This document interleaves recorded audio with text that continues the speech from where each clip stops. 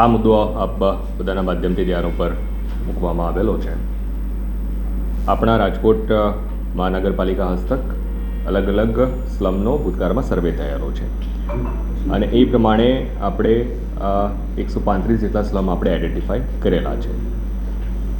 એ સ્લમનું આપણે જે slum redevelopment માટેની જે પોલિસી હોય છે એનું તબક્કાવાર આપણે રીડેવલપમેન્ટ હેઠળ આવરી લઈ અને ભૂતકાળમાં પણ લગભગ 2000 જેટલા આપણે મકાનોની ફાળવણી કરેલી છે અને અત્યારે પણ એ સર્વેના આધારે જ આપણે અલગ અલગ જે વિસ્તારો સ્લમ એરિયા આવેલા છે ત્યાં જે એલિજિબલ બેનિફિશિયરી હોય એ બેનિફિશિયરીને આપણે મકાન ફાળવણીની પ્રક્રિયા કરવાની થાય છે અને એ મુજબ જ સાગરનગરમાં પણ કાર્યવાહી કરવામાં આવેલી હતી. હાલમાં આપના તરફથી જે મુદ્દો ધ્યાન ઉપર મૂકવામાં આવેલો છે એ પણ જે સ્લમ પોલિસી પ્રમાણેના સર્વે પૈકીનું એક સ્લમ એરિયા આપણો આવેલો છે, જે લાલપરી રાંદરડા જે તળાવ આપણું આવેલું છે એ તળાવની આસપાસનો આ વિસ્તાર આવેલો છે. એટલે ત્યાં જે આ મુદ્દો આવેલો છે કે અલગ અલગ કોઈક વ્યક્તિઓ દ્વારા ભાડેથી આ સરકારી જે જગ્યા છે એ જગ્યાને કોમર્શિયલ હેતુ માટે અથવા રેસિડેન્શિયલ હેતુ માટે આપવામાં આવેલું છે. તો આ એક ચોક્કસપણે એક ગંભીર બાબત છે.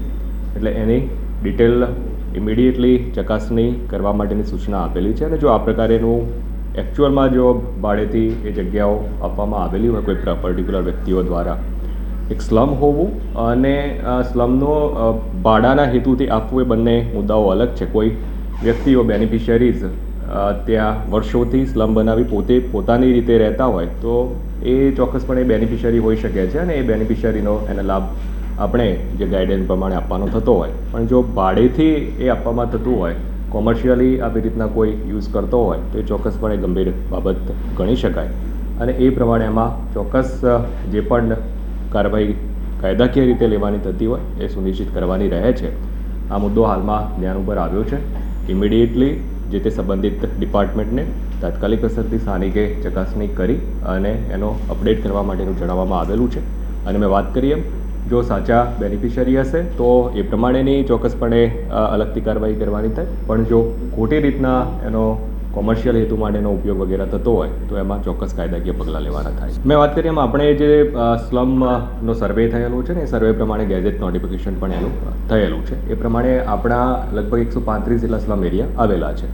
અમુક નાના સ્લમ એરિયા છે, અમુક મોટા સ્લમ એરિયા છે. એટલે ચોક્કસ જો આ એરિયાની વાત કરીએ તો જે પ્રાથમિક જે સર્વે પ્રમાણેનું લગભગ કહી શકાય કે 300-350ની આસપાસ નાના મોટા મકાનો, નાની મોટી દુકાનો એ પ્રમાણેનું ત્યાં આવેલું હશે. ચોક્કસ આંકડો, ચોક્કસ 1 to 1 એનો હાઉસ ટુ હાઉસ રીસર્વે થાય ત્યારે ચોક્કસપણે આપણે જાણી શકીએ. પણ જે ભૂતકાળના સર્વેના આધારે આપણે કહીએ તો લગભગ 300-350ની આસપાસનું ત્યાં ઝૂંપડા મકાનો એ બધું આવેલું હોઈ શકે છે. હવે એમાંથી જે મુદ્દો અત્રે ઉપસ્થિત થયો છે કે ભાડેથી આપવામાં આવેલી છે, તો કેટલી ભાડેથી આપવામાં આવેલી છે, કેવી રીતના ભાડેથી આપવામાં આવેલી છે, ભાડેથી આપવામાં આવેલી છે કે ગેરકાયદેસર રીતે વેચાણ વ્યવહારો કેવી રીતના કોઈ કરવામાં આવેલા છે ઇલીગલ, તો એ ચોક્કસપણે તપાસનો વિષય બને છે અને જો એ પ્રમાણેનું કરેલું હોય તો એ ચોક્કસ ગંભીર વિષય પણ બને છે. એટલે એમાં જે પણ આપણને અપડેટ ઇમિડિયેટલી મળે એના આધારે જે પણ કાયદેસરના કાર્યવાહી કરવાની થાય એ આપણે કરીએ. જો મેં વાત કરી એમ લગભગ 135 જેટલા સ્લમ આપણી પાસે છે. એટલે આ સ્લમ બિલકુલ નવા જ બનેલા હોય એવું પણ નથી. આ જે સર્વે પણ થયેલો છે એ લગભગ 7-8 વર્ષ પહેલાંનો સર્વે થયેલો છે અને અમુક વિસ્તારો છે, જૂના વિસ્તારો પણ એમાં હોય છે અને એમાં પણ નવા મકાનો બનતા હોય છે અથવા તો જે મકાનો જૂના હોય તો જૂના માલિકો ત્યાંથી નીકળી જતા હોય છે, નવા માલિકો આવતા હોય છે. આ પ્રક્રિયા ત્યાં ચોક્કસપણે ચાલતી હોય છે. એટલે મેં વાત કરી એમ 135 જેટલા સ્લમ એરિયા આવેલા છે ને એનું સ્લમ રીડેવલપમેન્ટ હેઠળ આપણે તબક્કાવાર જેને સાચા બેનિફિશિયરીઓ હોય એને મકાન આપવાની પ્રક્રિયાઓ પણ આપણે ભૂતકાળમાં પણ કરેલી છે અને ભવિષ્યમાં પણ આપણી પાસેના ઉપલબ્ધ મકાનોના આધારે એ કાર્યવાહી આપણે કરવાના છે. પણ ચોક્કસપણે આ મકાનો ક્યારે બનેલા છે, કોમર્શિયલ એક્ટિવિટી થતી હોય તો ક્યારથી થાય છે એ ચોક્કસ એ તપાસનો વિષય બને છે અને તપાસમાં જો આ રીતનું આવતું હોય કે ભાડેથી કે રીતના આપેલા છે તો એ ચોક્કસપણે એમાં ગંભીર મુદ્દો બને છે અને એમાં કાર્યવાહી સુનિશ્ચિત કરવાની થાય. બિલકુલ આપનો મુદ્દો સાચો છે. મેં એ જ વાત કરી કે ભૂતકાળમાં વર્ષોથી કોઈ ઝૂંપડાઓ બનેલા હોય રાઈટ અને વર્ષોથી એ લોકો ત્યાં રહેતા હોય તો એ માટેની એક ચોક્કસ જોગવાઈઓ કરવામાં આવેલી છે. એને બેનિફિશિયરી ગણી 2010 પહેલાંના જો એની પાસે પુરાવા હોય તો એ ચોક્કસપણે એને જૂના ઝૂંપડા જૂની સ્લમ એરિયા ગણી અને એ સાચા બેનિફિશિયરીને લાભ આપવા માટેની અલગથી વ્યવસ્થાઓ કરવામાં આવેલી છે. પણ જે લોકો કોમર્શિયલ યુઝ કરતા હોય અને સાથે સાથે જો આવા કોઈ ઇલીગલ વેચાણ વ્યવહાર વગેરે કરતા હોય અથવા ભાડું ઉઘરાવતા હોય તો એ ચોક્કસપણે એ કાયદાકીય રીતે ગંભીર બાબત છે જ અને એમાં કાર્યવાહી સુનિશ્ચિત કરવાની રહે છે. હું એ જ મુદ્દા ઉપર આપને ધ્યાન મૂકી રહ્યો છું કે જે મુદ્દો ધ્યાન ઉપર અત્યારે આવ્યો છે કે કેટલાક લોકો દ્વારા ભાડેથી ત્યાં મકાનો ચોક્કસ એટલે એ તપાસનો વિષય ચોક્કસપણે બને છે અને સ્થાનિક લેવલે એ તપાસ કરી સ્થાનિક જે લોકો છે એ લોકો સાથે સંકલન કરી અને અલગ અલગ માધ્યમોમાંથી એની ડિટેલ મેળવી અને કાર્યવાહી એમાં કરવાની થાય. એટલે એમાં જે પણ કાર્યવાહી કરવાની થશે ચોક્કસપણે એ કાર્યવાહી આપણે સુનિશ્ચિત કરીશું. એ મુદ્દો ધ્યાન ઉપર આવેલો હતો. ઇમિડિયેટલી ત્યાં સ્થાનિકે ટીમ મોકલીને એની ચકાસણી કરવામાં આવેલી હતી.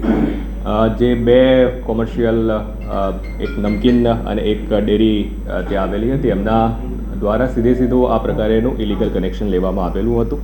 એ કનેક્શન રિમૂવ કરવામાં આવેલું છે અને એમાં પોલીસ ફરિયાદ પણ દાખલ કરવામાં આવેલી છે. એક મેં વાત કરી એમ મચ્છુ ડેરી કરીને એક કોમર્શિયલ ત્યાં દુકાન આવેલી છે અને સાથે સાથે નમકીનની એક JK નમકીન કે આ પ્રકારના નામ ધરાવતી કોઈક દુકાન ત્યાં આવેલી છે. આ બંને દુકાનદારોના જે સંચાલકો છે એમના વિરુદ્ધ પોલીસ ફરિયાદ એમાં દાખલ કરવામાં આવી. આ મુદ્દો અત્યારે ધ્યાન ઉપર આવેલો છે એટલે ઇમિડિયેટલી સંબંધિત શાખા અધિકારીઓને સૂચના આપેલી છે કે તાત્કાલિક અસરથી તે સ્થાનિકે આ બધી તપાસ કરે અને મેં વાત કરી એમ કે જે સાચા બેનિફિશિયરી છે અથવા તો ખોટી રીતના ભાડેથી વગેરેથી પ્રવૃત્તિ ચાલે છે એ ડિફાઇન એમાં ઇમિડિયેટલી કરવાનું થાય છે.